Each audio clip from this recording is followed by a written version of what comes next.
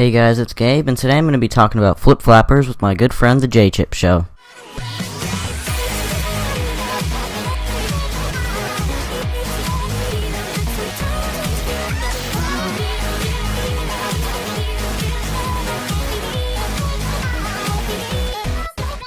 Bang! So, the first couple episodes, maybe 2-3 episodes, I got a fully Cooley vibe, and that kind of turned me off from it. I started it, because for example, for the first episode is a mysterious girl with red hair on an odd vehicle, with Fully Cooley, she has the motorcycle, and then with Flip Flappers, she has that floating surfboard thing, and then she enters a indifferent character's life, and they hate her at first, and then there's also a robot that helps out with stuff. And I was this seems too much like Fully Cooley. I'm probably not going to watch this. So I stopped it for a bit. And then I came back to it. And I'm really glad I came back to it because I love it. I love Flip Flappers. Which is funny because they both start with an F. And they both have L. Right. So what were your thoughts coming into the first few episodes? It was really unique. It kind of reminds me of Trigger Show. Mm-hmm. How crazy it is. Mm-hmm. I really liked the direction they were going because it wasn't too edgy. Yeah. And this is a magical girl show, and most magical girl animes are typically edgy. Yeah. Especially if you come out of Madoka Magica. Right. Or Magical Raisin Project. You're probably going to expect something edgy. Mm-hmm. But it was very lighthearted, and I really appreciated that the most out of the show. Yeah. So I see where you were going with the comparisons to Fully Cooley. Mm-hmm. Then when I came back to it, I'm why did I just make those assumptions right away? I should have kept going. And on the topic of the magical girl anime thing, I didn't really read the synopsis for the show. I just knew that you had made a review for it and you praised it, and Rob really likes it, and I was well, if two of my close friends enjoy it, so maybe I will. So that's kind of what I went into it thinking was there was a possibility that I was going to like it. But I didn't even know it was a magical girl anime until they did their first transformation when they're let's get flip-flapping or whatever. Yeah. And then I was oh, this is a magical girl anime. I didn't even know. So it kind of surprised me, but it wasn't a bad surprise. I was it was a good surprise because it opened the magical girl anime up to me. Something I like about the show is that it does Yuri baiting. It does it right. It's not too sexual, and it's not love at first sight. It's They start off, Kokona starts off hating Paprika, and their relationship grows steadily to where they become very connected and very close to one another. And in the beginning, when Paprika's all up in her face, she's get away from me, stop getting all up in my face like that. And it's cute, but it's also kind of funny because Kokona wants nothing to do with Paprika, nothing to do with that whole world. She's just I want to have a normal life and stuff like that. I get what you mean by that.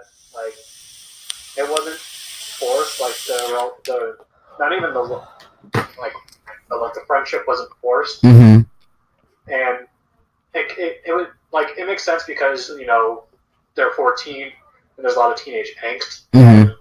especially when the girl is going through with her mother, mm-hmm. and it's a very tough time for her. So it does a good job at dealing with that, right? And what a 14-year-old will be going through, even if Paprika is trying to be a good friend. Mm-hmm. I put Kokona and Yayaka have great character development.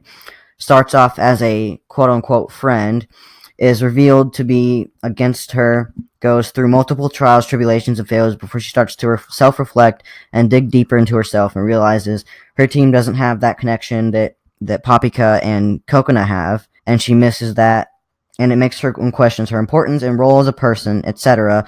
Eventually, her backstory is shown, and she comes back around. So what I was writing for that is I believe that I kind of like how they show Yayaka. It's not just she's evil for the sake of being evil. She has this grudge that she's holding, and it's festering inside of her to make her want to go against the main character, Kokona, and put her through what she's feeling inside. And I like her backstory, how it shows in the beginning. It's really cute. In the beginning when she first meets Kokona, she's really giddy and hyper and I want to be this girl's friend, and I don't even know her, but we're in a hospital, but I want to be her friend. And they grow and develop together. And I really like how what they did with it wasn't just, for example, Orochimaru from Naruto is evil for the sake of being evil. She has like a reason.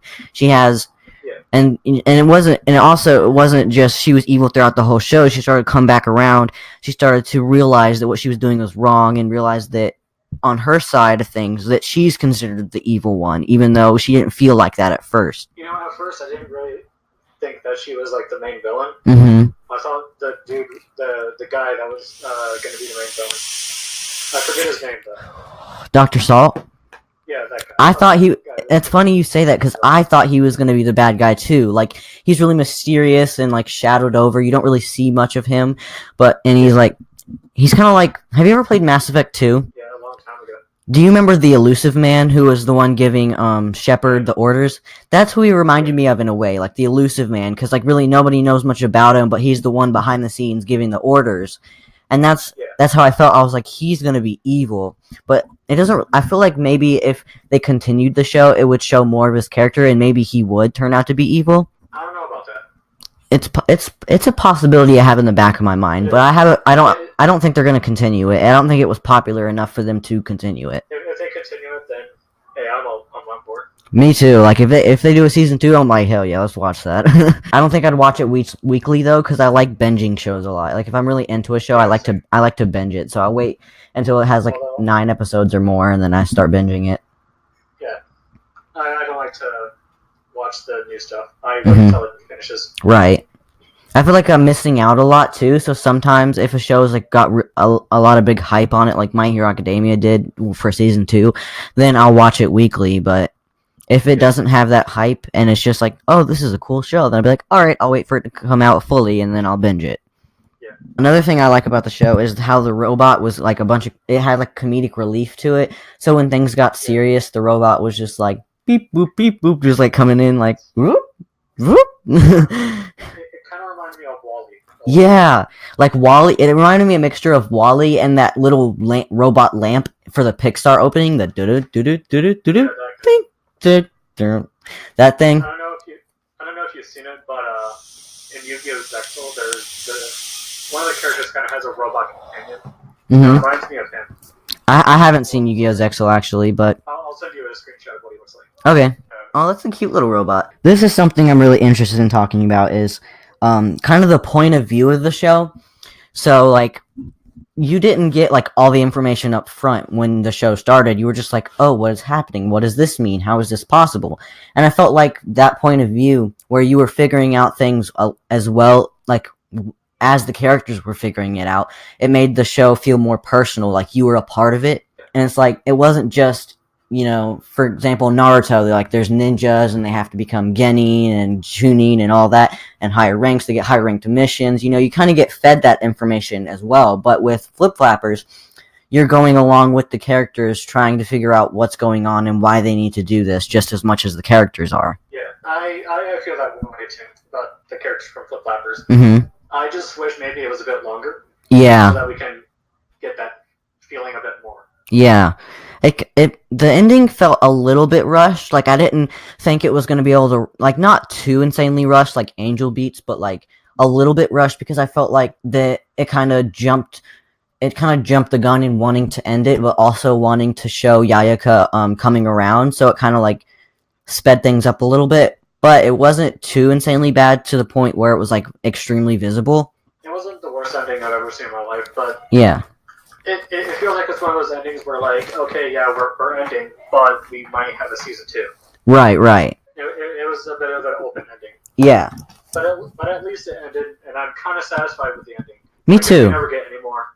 I thought it was like, you know what, it is what it is. Mm-hmm. But I think the show would have benefited by having more episodes. Right. Like drawing it out more, learning more about Dr. Saul and stuff like that. Yeah, there were.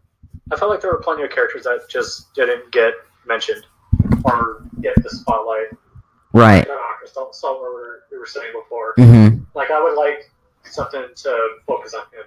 Mm-hmm. Me too.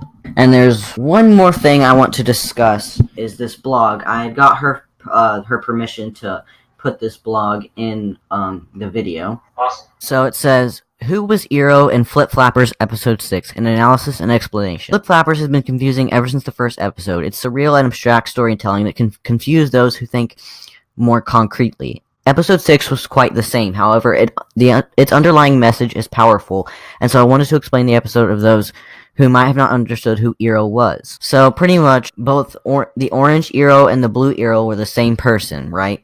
They just had lived separate lives in that episode. Iro had made a promise to Auntie that if she were ever to forget her, if she would ever forget her, to tell her name so that she would remember her again. And she promised that. And when they were going through her life, Auntie had forgot who she was, and they ran away. Iro ran away crying and living, getting depressed and everything, and living with that guilt that she had never told Auntie her name again. And so when Paprika and Coconut were going through that, those memories, they decided to go back and tell her that her name was Iro, so that she would remember again. But in doing that, they changed the future.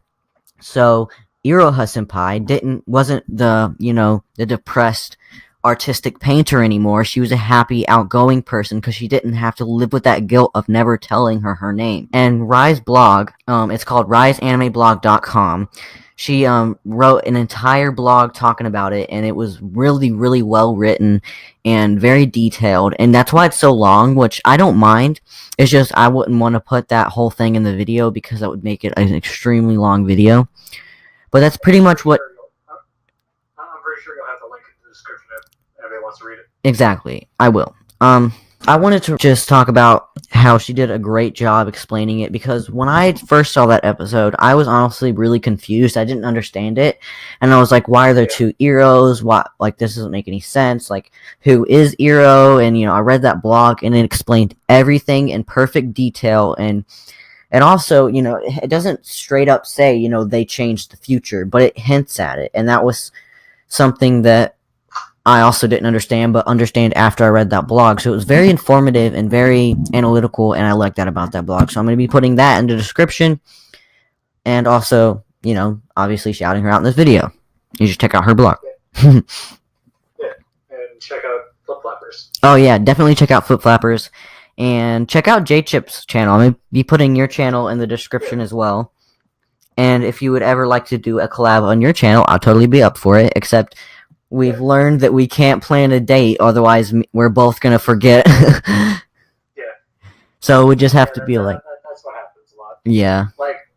This video was supposed to be last week? Yeah, we planned a date last Saturday, I believe, to do this video. And then it was Saturday at 12 p.m. or something. Not 12 p.m., 12 a.m. or something. We're like, oh crap, what about the video? We forgot.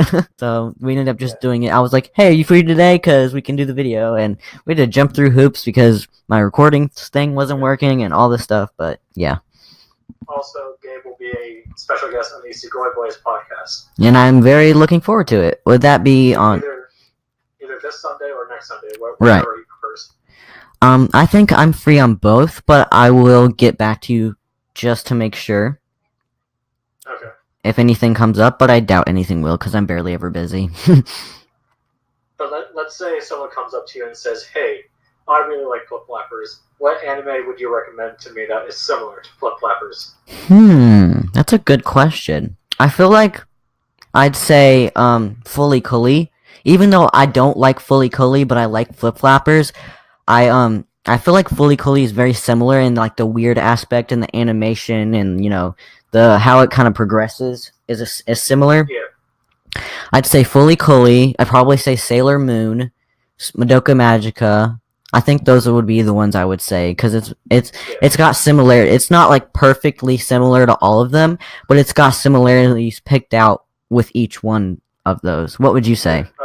Revolutionary Girl Utena, because they're both the same, and Revolutionary Girl Utena, even though it says it in the name, revolutionized the Mahou Shoujo, which is a Yuri girl, magical girl anime. Right. And also I would recommend Kyosu Giga. Oh, I've never seen that one. They kind of have the same vibe. It's very, very vibrant, like Flip Flappers is, but it's not a magical girl show. It's more of a coming of age for family. Right. But it's interesting. Also, fun fact, you can watch all of Revolutionary Girl Utena on YouTube. Oh, really? Yeah. I did not know that. The licensor put all of it on YouTube. Wow. For free? Yeah, for free. Awesome! I'm definitely gonna go to YouTube after this. Of course, they want you to buy the Blu-ray, but... Right. You know what? At least you got some way to watch it. I actually... Also avoid the dub. The dub is terrible. Oh, really? Yeah. Speaking of dubs, does Flip Flappers have a dub? Yeah, it does, because I watched it in dub. Oh, what do you think of it? I watched it, so... It's pretty good. Sometimes it can get a little cheesy sounding, but, like, it's most of the time, it's, like, pretty solid. It's good. Okay. So thank you, Justin, for being on my channel. I highly appreciate it. And we should do more collabs in the future, eventually. Yeah, we should. We should bring on more people. We'll right. We'll bring in 100 people at once, and during this call and just talk about, I don't know, Pocono Pico. Oh my gosh, just imagine how many people would be talking at once. So we'd be interrupting the crap out of each other. And, like, you know how it's, like, split screened on Skype? Well, like, what if there's, like, 100 people, there'd be, like, little cubes everywhere? Oh my gosh. That'd be a very interesting time. It would. It would be very hectic. It'd probably cause my anxiety to go crazy. But, hey, if we're the first ones that can do it, I'm down.